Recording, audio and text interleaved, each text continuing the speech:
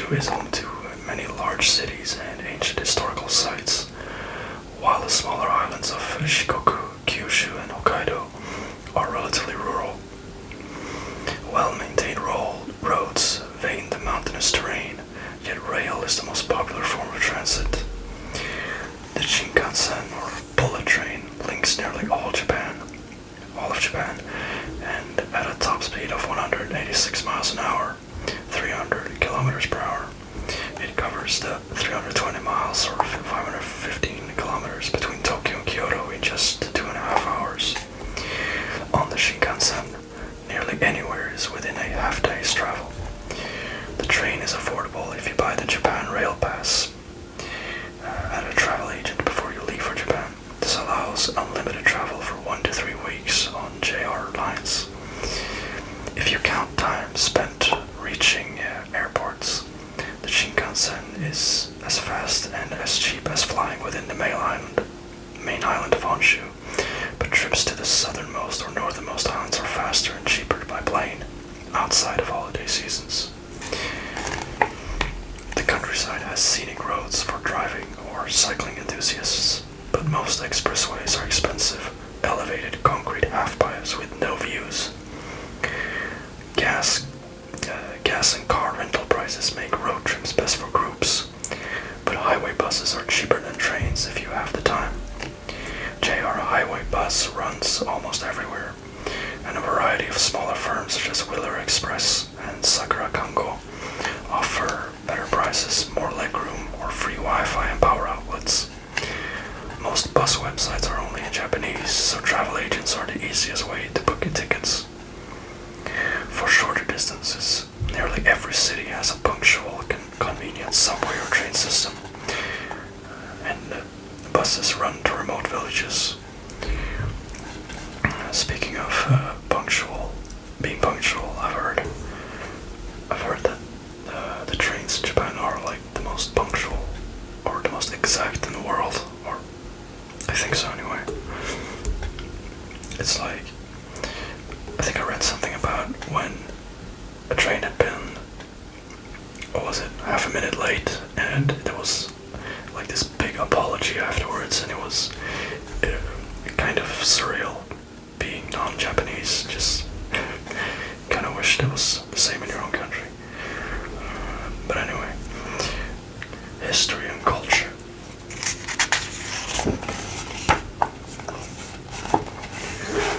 Japan today. Self-identity sits awkwardly with the Japanese. After a long history of cultural isolation, followed by half a century as an aggressor in the Pacific, Japan has recently struggled to explain its rich culture, customs and mindset, the cherry trees, electronics, ninja and karaoke machines to the outside world. The outside world knows never quite captured the essence of the people. We Japanese, they'll begin, don't dance. We worship our ancestors but aren't very religious. We eat rice and fish, and most of us can't drink. We are shy, respect our elders, and maintain harmony over everything else. This too misses the mark. The myth of a pure people, descended from the sun goddess and unmixed with other nations, combined with mono-ethnic Japan's 1.2% foreign population, has led many Japanese to believe in and propagate that cultural edifice, the homogeneous but misleading we. Much of Japan's refracted sense of self-identity came about through its historical interactions with the West. American gunboat diplomacy ended Japan's long isolation in the 19th century. At the time, the concept of a universally held Japanese culture served as a bulwark against the tidal wave of modernizing Western technology and thinking. The same fears that Japan is losing its language, dress, mindset, and cuisine motivate the arguments about Orthodox culture today, but the homogeneity of the past has broken down, rendering the phrase "we Japanese" as tangible as "we Americans."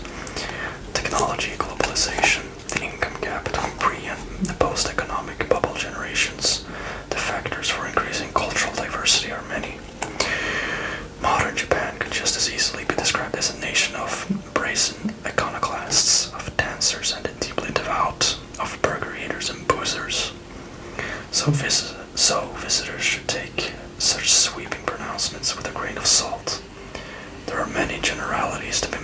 about modern Japan, but the reality of its culture is more dazzlingly, sorry about that, that was a tongue twister, dazzlingly diverse than the traditionalists dare admit. Economy. Japan's economic miracle, emerging from the advantages of cheap labor and a weak yen during the post-war period, saw exports increase rapidly from inexpensive tin toys to quality goods. Transistor radios paved the way for cameras, electrical appliances, ships, steel, color televisions, and cars. With a phenomenal growth rate of 11%, Japan was already the world's second largest economy outside the Iron Curtain by 1967.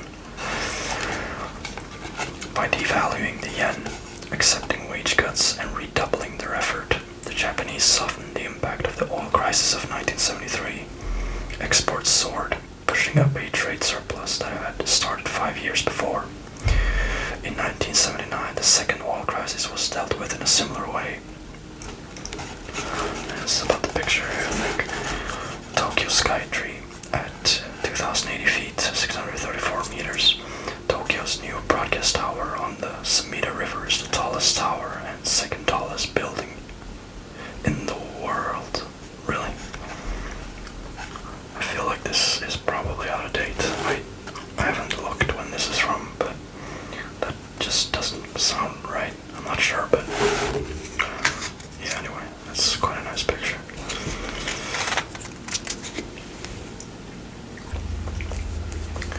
Men and women. The relationship between Japanese men and women is currently at a crossroads. Today's elders were typically married off by arrangement.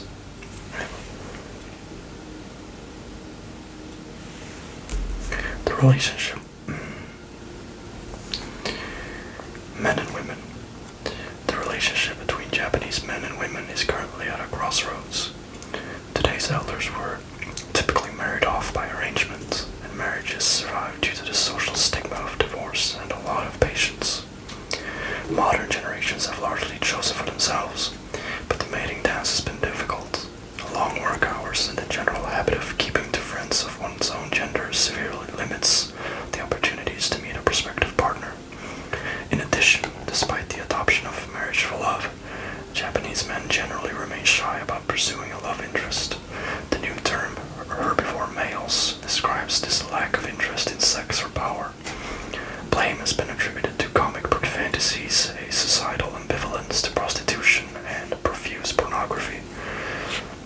Most Japanese women have stuck to the equally passive wait and hope method, but recent stopgap measures, such as singles parties, have improved the situation somewhat. A sense of impending deadline, usually experienced around the age of 28, leads to many rushed marriages, and the divorce rate has climbed accordingly to 35%.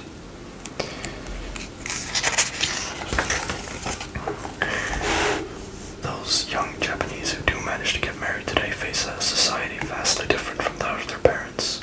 The traditional salaryman, burdened with overtime, stumbled home late. Modern Japanese women, now more independent, better educated, and more likely to make a decent salary, are turned off by men who aren't willing to help raise children or share housework. The combination of fatigue, lack of privacy, and poor understanding of contraceptive alternatives has also rendered many marriages sexless, and spouses more sibling partners than lovers. These troubles aside, members of the nearly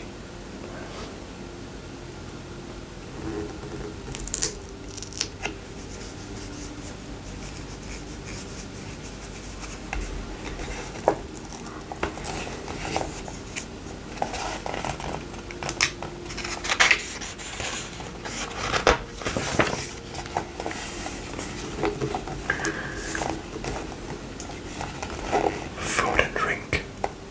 When it comes to Japan's soft power, cuisine is king. The number of Americans without passing familiarity with dishes such as sushi, ramen, and teriyaki chicken is smaller and smaller each year. Beyond these common dishes, Japanese cuisine is amazingly diverse. In this picture here, cold buckwheat noodles, even the simple Japanese cuisine delights the taste buds and the eyes. The Japanese pursue their cuisine with passion. It is no wonder that a nation obsessed with eating out and striving for the very best should be host to ever-increasing numbers of Michelin-starred restaurants and have created the globally popular Iron Chef cook-off TV show. The foundation of Japanese cuisine is rice, so much that gohan means both meal and rice. The Japanese primarily eat japonica, a sticky short-grain, slightly sweet variety, as well as mochi, a glutinous variety used to make rice cakes. As hakumai, white rice, japonica is milled to less than 50% of its original size and is prized for its firm texture and sweetness. Brown rice, or genmai, is popular with the health-conscious, but it is generally disliked for being too hard. Rice is usually eaten plain, but it is sometimes covered with raw fish or beef in a casual donburi. Putting soy sauce on Japanese rice is not only disrespectful to its delicate flavor and your cook's abilities, it is the behavior of a naughty Japanese toddler. You have been warned. After rice, pride of place goes to the humble soybean and its many uses. Tofu is either soft, fried in oil, or fried and then dried. Miso, the ubiquitous fermented soybean paste, is used to make soup or as a glaze, and natto, the sticky, stinky fermented beans famous for turning off most foreign visitors, are eaten daily for their healthy probiotic cocktail and ostensible flavor. Most important is shoyu, soy sauce, which, along with dashi, fish or seaweed soup stock, mirin, sweetened rice wine, and sake, make up the essential flavor combinations of Japanese food. Sake is a form of alcohol, I'm pretty sure. Yeah, it is. Indeed, teriyaki sauce does not exist in Japan, as it is a simple mix of soy sauce, sake or mirin, and sugar that anyone can make. Noodles round out the carbohydrates. 2 wheat-based noodles, thick udon, and very thin somen are typically eaten in a light fish stock with vegetables. Soba, a buckwheat noodle, is frequently eaten chilled with a dipping sauce in the summer. Originally a Chinese dish, ramen wheat noodles are a national obsession, with hundreds of noodle joints in each large city and soup stocks ranging from a light salt or soy sauce base, to the heavy liquid pig tonkotsu pork bone broths.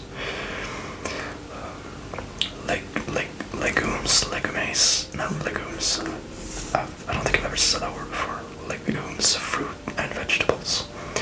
One reason for Japanese longevity is the large amount of vegetables, typically boiled or pickled, that are served in traditional dishes.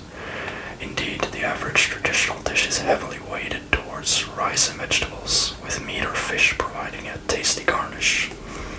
Along with common carrots, onions, and the like, giant radishes, bamboo shoots, baby ferns, and lotus or burdock root stand out as typical of Japan's cuisine. Shun, roughly translated as perfect seasonality or being just ripe, is the quality that Japanese chefs consider essential in their produce, which also explains some of the crazy prices for pristine cantaloupes and $100 a cap matsutake mushrooms. Most internationally popular fruit is consumed in Japan. But some unusual produce is worth looking out for. The yuzu, like a citron. I mean, it's called in my language, but I don't know how it's said in English. I guess just lemon. Citron.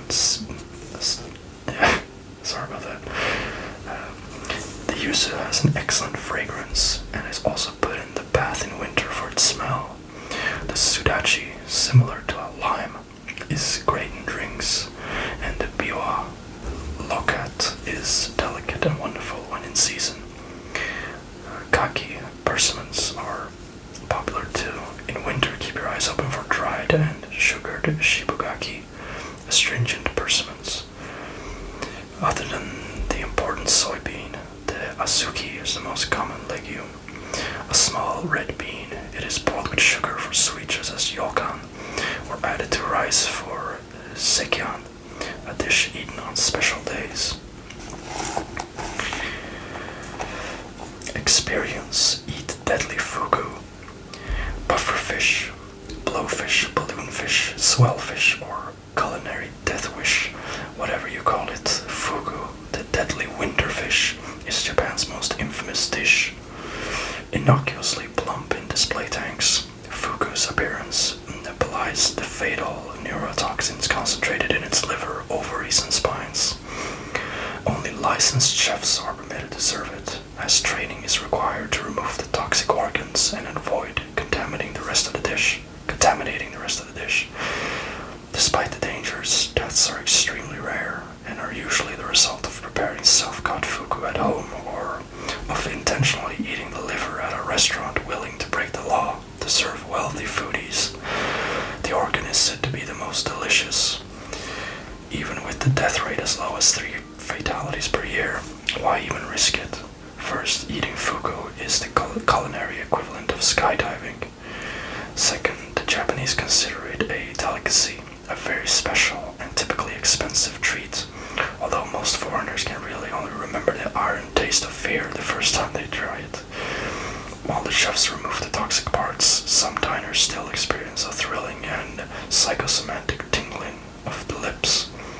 Last, you'll be able to tell friends back home that you ate the deadly fugu and lived to tell the tale. There's some places where I guess you could try the deadly fugu. Sounds pretty interesting, to be honest.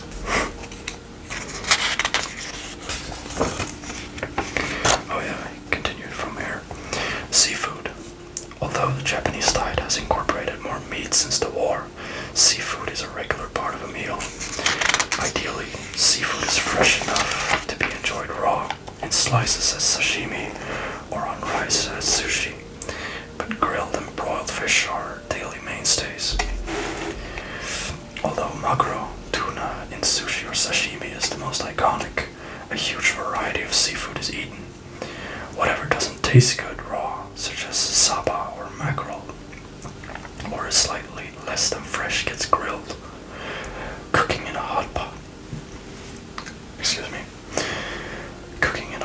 with mirin can also cut the fishy flavor and transform an unusual sea creature into a delicacy. Octopus, sea urchin, a host of shellfish, and unagi, eel, are all popular. Meat.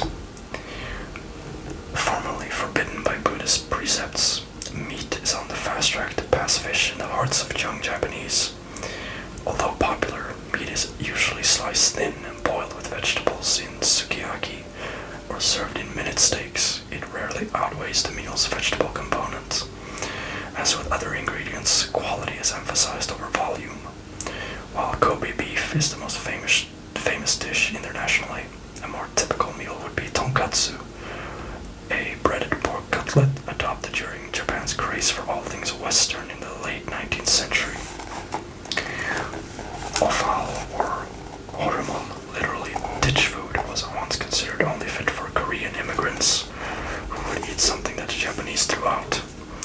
Although this attitude is largely a thing of the past, and barbecue restaurants serve everything from second stomach to aorta, the name has stuck. Sweets. Traditional sweets are based around azuki beans boiled with sugar.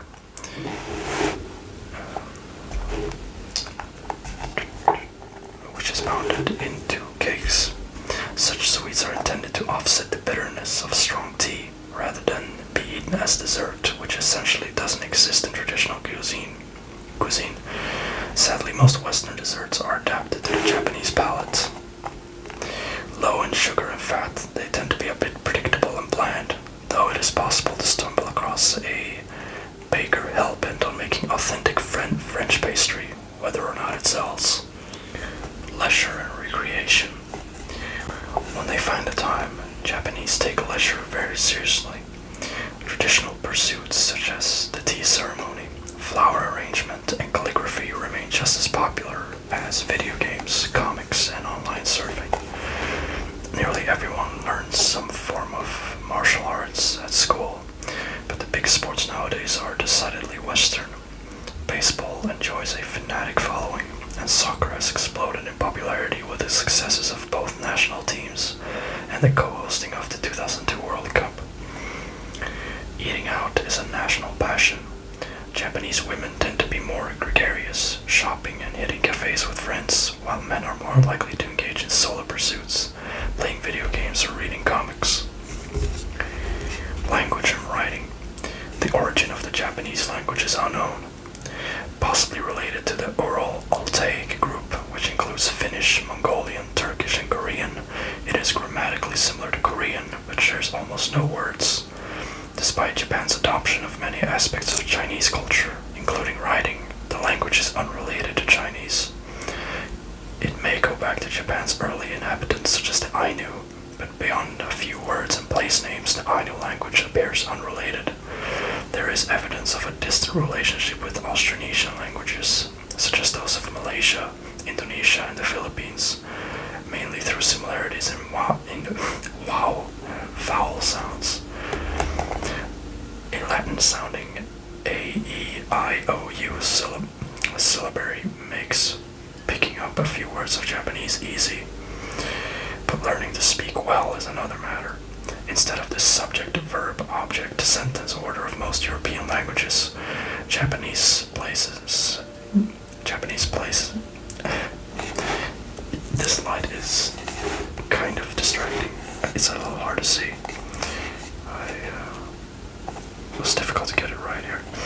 Instead of Japanese places the object first and the verb, which incorporates the subject, last. Speech is divided into familiar, informal, formal, and humble forms. Men and women express themselves using different personal pronouns and synonyms appropriate to the context. I think those are like the watashi and ore. It's a lot to think about. You can't just say I, you have to. But I find it interesting too that you have to consider the context where you are, to how you refer to yourself. I mean, it probably gets, for the Japanese it's probably second nature, but I expect it would be a lot to think about if you go to Japan. Even if I expect they're probably more forgiving if a foreign visitor makes these mistakes relating to manners, rather than if it was a native. Japanese uses 3 character sets simultaneously. Kanji, or Chinese characters, were imported during the 5th century. Of purely Japanese origin, the phonetic hiragana and katakana syllabaries were adopted during the 8th century. Very simply, kanji characters are used for nouns, hiragana for turning them into adjectives and verbs, and katakana for rendering words of foreign origin. Widely used in contexts such as advertising, romaji, the Roman alphabet, is virtually a 4th character set. There are simply too many homophones to make a single phonetic script viable. For instance, unless shown with a kanji character, suru could mean to do, print, rub, squander money, or pick a pocket. Jesus. I've heard that Japanese is problem. I don't think it's the hardest to learn, to understand and speak, but to be able to read. I've heard it's the hardest language in the world. I'm not sure if that's like a fact, but I know I'm pretty certain it is very difficult to learn, to read, especially to write. Japanese homes. First-time visitors to Japanese homes are often struck by the difference in lifestyle from the West. First, the shoes must be taken off in a little foyer. Shoes would quickly destroy the tatami, thick, densely woven rush mats, so shoes inside are traditionally taboo. homes without tatami. The open layout of traditional homes is divided by walls of fusuma, sliding doors made of thick paper stretched on a wooden frame. They also have shoji, wooden grids covered in thin white paper that slide open behind windows. Many homes have western beds, but the traditional bedroom is nearly bare. Stored away in a closet during the daytime, the futon mattresses and bedding are laid out on the floor at night. The chairs are now common in the dining area. It's just specific chairs. Chairs are now common in the dining area, but especially in a tatami room you will be entertained at a low table while seated on cushions on the floor. The traditional Japanese home is built for airflow in the summer. Come winter, people resort to warming their feet and arms under a kotatsu, a table with a skirt of quilting and an electric heater inside. But as this leaves one's head and back cold, modern homes typically rely on heated flooring or vented heat to the sacrifice of the pleasant familial mood of a shared kotatsu. The bath, ofuro, is a deep cube in which you soak, but only once you're squeaky clean. Soap yourself first and rinse off using a tap, a shower, or water drawn from the bath in a bucket. Never wash in the bath, others will relax in the water after you. The western toilet is common, as is the washlet with a heated seat, a bidet, and anti-odor function. Increasingly rare, the squat toilet can still be found in train stations. Oh, sorry, I didn't notice it was out of the camera. Whoops. Religion. It is this word, facetiously. Yes, that's it. It is facetiously said that the Japanese are born Shintoist, marry Christian, and are buried Buddhist. Although Buddhism and Shinto have countless devotees, Japan is increasingly secular, and for many, observances are a matter of form. More than 90% of Japanese practice both Shinto for the rites of baptism and marriage, and Buddhism mainly reserved for memorial ceremonies. Christianity is practiced by a minority, but ersatz, Christian weddings held in chapel-shaped hotel halls and presided over by foreign English teachers in priestly garb are de rigueur. I don't know what that means. Shinto, meaning the way of the gods, is the name given to various animistic belief systems of prehistoric origin that worship kami, the deities in all things. According to Shinto creation myths, the Japanese and their emperors descended from the gods. Many Shinto variants are based on the belief that all people become kami after death, so a larger part of Shinto practice is ancestor worship. Very few entertain truly animist beliefs today, but Shinto thrives as a matter of ceremony and superstition. Colorful matsuri festivals remain popular, and some 70 million people visit shrines during New Year's celebrations. Confucianism, the code of ethics of the Chinese sage Confucius, preaches humility, frugality, generosity, and temperance. Founded on filial piety, respect for the aged, and observance of tradition, it was applied to governmental principles in Japan from around the 7th century, but had little direct influence until after 1333, when new Chinese forms were adopted and adapted by the samurai. Confucianism served to reinforce social hierarchy and loyalty to feudal lords and or the emperor, according to the swing of the pendulum of power. Country of endless surprises. Each country has its own peculiarities, and Japan is no exception, with striking differences that pop up at unexpected moments. Here's a checklist of things to take in stride or even seek out as a worldly traveler. Number 1, waking in a peaceful tiny village to a municipal loudspeaker blasting the "It's Now 6 a.m. song. That sounds... that would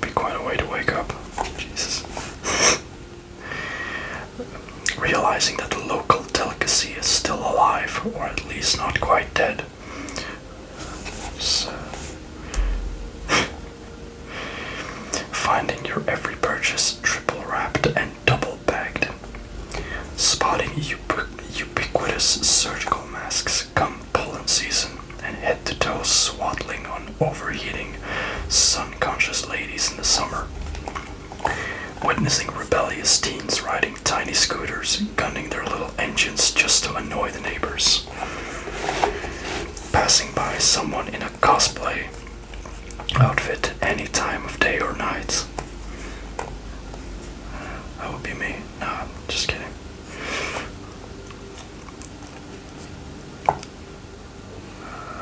The Weeb Man. Not at all. I don't even know what anime is, I swear. Being physically jammed into the train by a white-gloved station attendant during rush hour. Getting a warm, wet surprise on a Japanese washlet toilet. That sounded kind of gross, to be honest. Hearing Auld Lang Syne, a Japanese song about fireflies in shops every evening at closing time.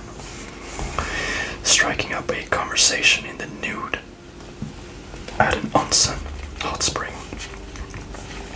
Watching young women on the subway putting on makeup and fake lashes and then shaving off their eyebrows, oblivious to all other passengers. Joining excited spectators who are throwing cushions into the ring to register their delight at a sumo wrestling upset.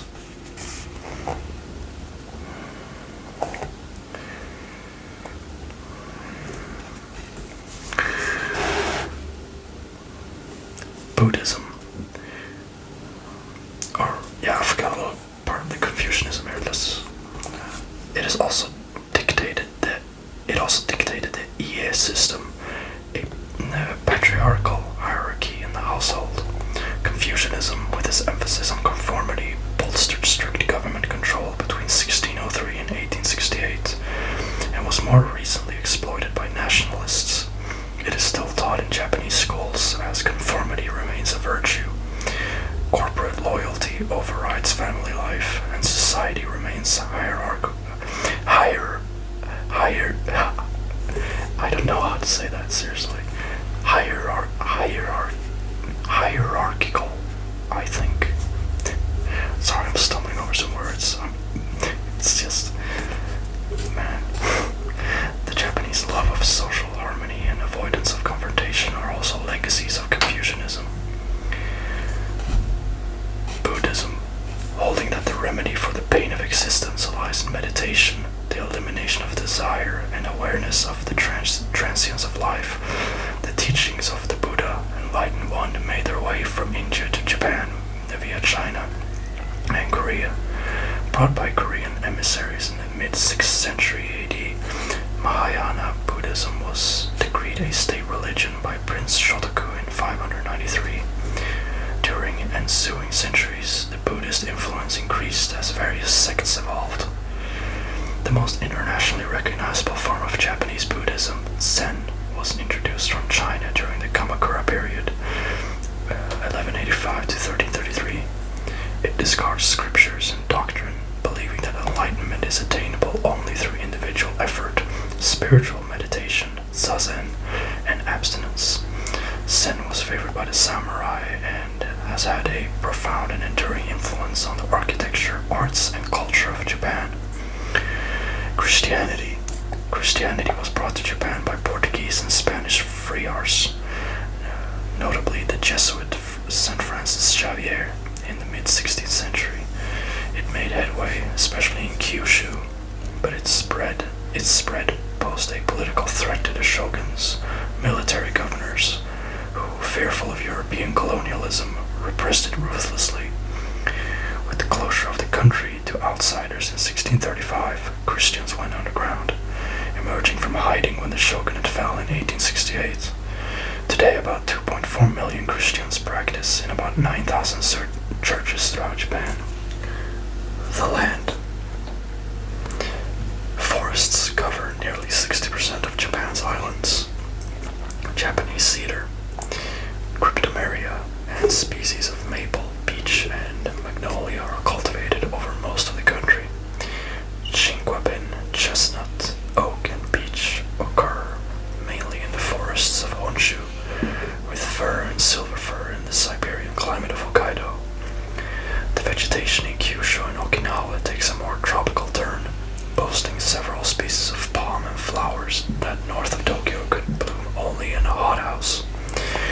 is admired for their glorious spring blossoms, especially plum and cherry, are found throughout the country. Azaleas, hydrangeas, and irises blossom during early summer, and red maples and chrysanthemums show their colors in the fall. Many animals found in Honshu, Shikoku, and Kyushu are species also found elsewhere in the northern hemisphere. They include black bears, ferrets, wild boar, and the tanuki, raccoon dog, as well as birds such as pheasants, hawks, ducks, and cranes. Unique to Japan is the giant salamander, as well as the Japanese macaque, ubiquitous except on Hokkaido. The cicadas stand out among the insects for their diverse, incredibly loud shrieks. If you've watched any anime, you've heard them. It seems to be, especially on the countryside, it seems to be like all the time during summer, which I guess is not unique to Japan, but it's noteworthy.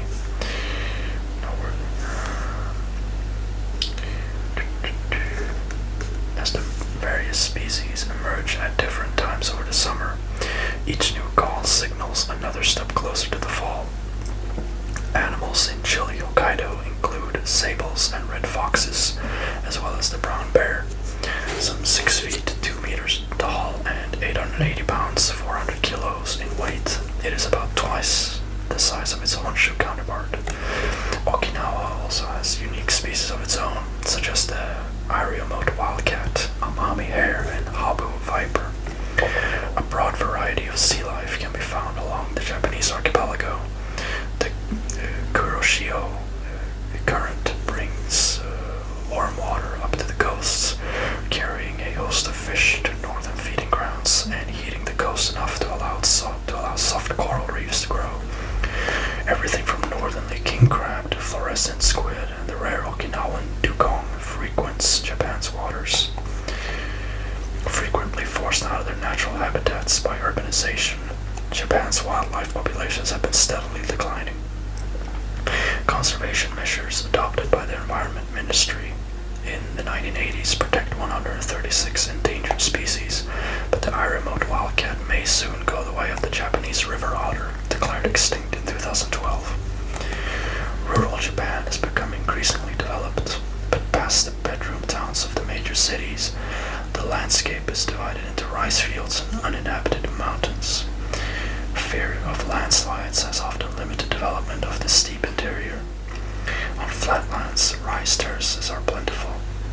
Much of the rest is managed forest, largely hay fever, inducing Japanese cedar plantations. Resources.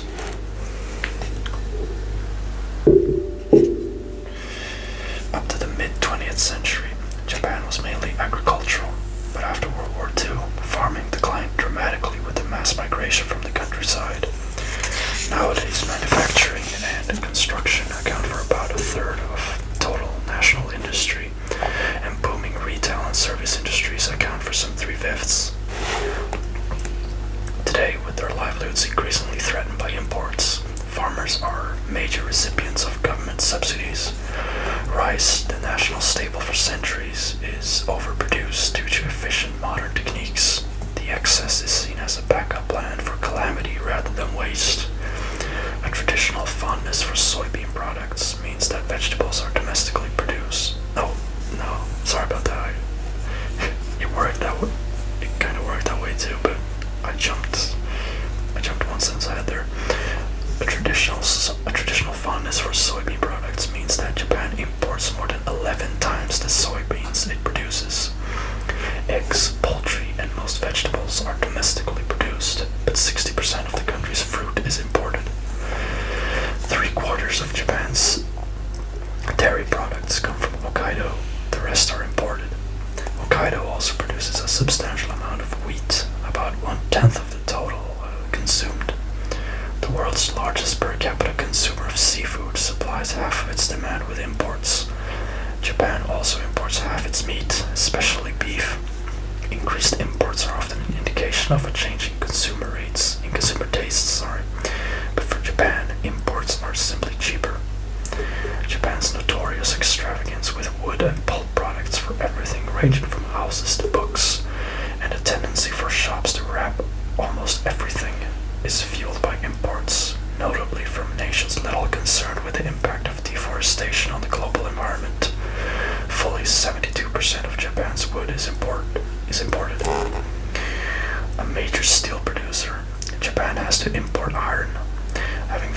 energy resources, its industry is highly dependent on overseas sources, especially for oil.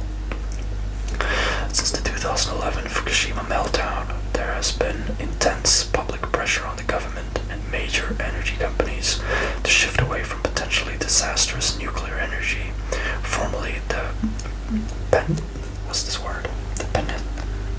panacea, I'm not sure how to say that, to all of Japan's energy problems. The futuristic series N700A Shinkansen rests in the old world hub of Tokyo Station. The famous bullet train stitches Japan's archipelago together socially and economically. Japan's cities. The first impression of the Japanese landscape is that it is overwhelmingly urban and crowded. Japan is a small country, the locals apologize, yet the urban proportion of the population is about 2/3, lower than the North American average. Why then the intense crowds of Japan's major urban centers? With a median age of 46.5 years, Japan is one of the oldest populations in the world, with the oldest members of which retire to the ancestral country home. The younger generations flock to cities, but unlike other nationalities that move to the closest urban center to find work, the Japanese pile into a handful of megacities, leaving the capitals of rural prefectures underpopulated and quiet. The reasons are part cultural, part historical. Near the end of the 19th century, the Meiji government moved to Tokyo and forced several industry-leading companies to relocate there as well, so that they could better be regulated or manipulated. More fundamentally, however, the importance of face-to-face business meetings necessitates that many businesses set up close to major partners. More than a quarter of Japan's 127 million people have crammed into the greater Tokyo metropolitan area. Where urban life goes, concrete follows. Japan's love affair with reinforced concrete stems from the post-war Reconstruction era. Concrete was cheap and resistant to both earthquakes and fire, a lesson learned when Tokyo's wooden homes were torched during Allied firebombing.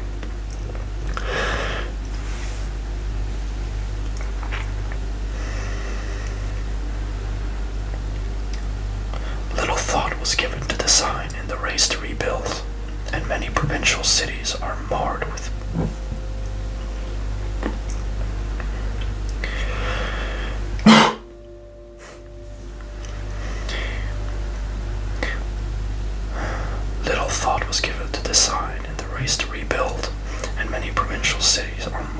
ugly, featureless cubes.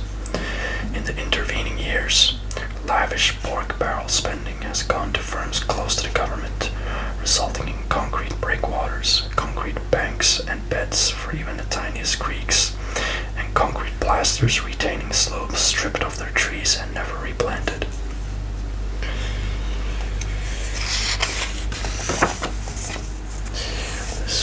There's a lot of pages in this book. There's an interesting part about the history of Japan here, but I think I'll save that for another video I want to make on this.